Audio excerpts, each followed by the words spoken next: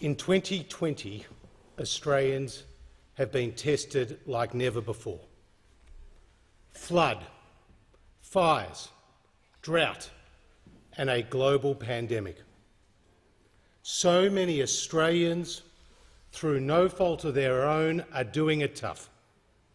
COVID-19 will see our deficit reach $213.7 billion this year, falling to $66.9 billion by 2023-24.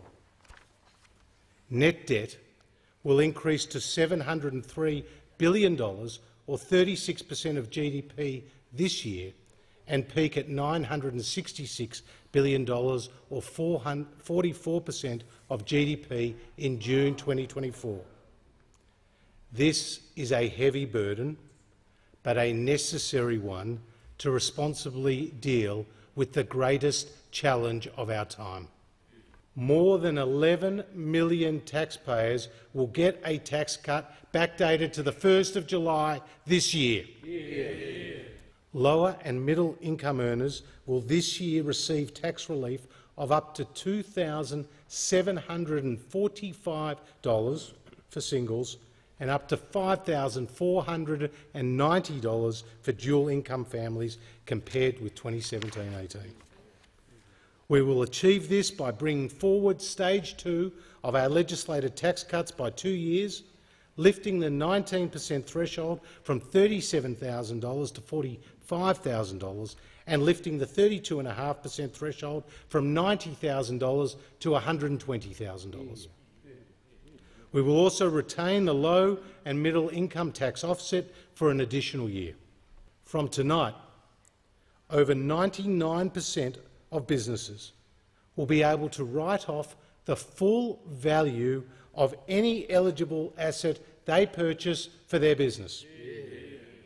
This will be available for small, medium and large businesses with a turnover of up to $5 billion until June 2022. Our $1.3 billion modern manufacturing plan will target 6 national manufacturing priorities: food and beverage manufacturing, resources technology and critical minerals processing, medical products, recycling and clean energy, defence industry and space industry. Tonight's budget includes a package of measures to create jobs and back regional Australia's economic recovery. $2 billion in concessional loans to help farmers overcome the devastating drought. $350 million to support regional tourism, attract domestic visitors back to the regions, and a further round of the Building Better Regions Fund. And $317 million for Australian exporters to continue to access global supply chains, building on the 80,000 tonnes of exports we have already helped get to market. This budget will invest $250 million to modernise our recycling infrastructure, stop more than 600,000 tonnes of waste ending up in landfill, and in so doing help to create a further 10,000 jobs. Further investments to strengthen our resilience to the natural disasters will be announced in our response to the Royal Commission into national natural disaster arrangements. Mr. Speaker, the global economic environment remains uncertain, with the impact of this crisis to be felt for many years to come.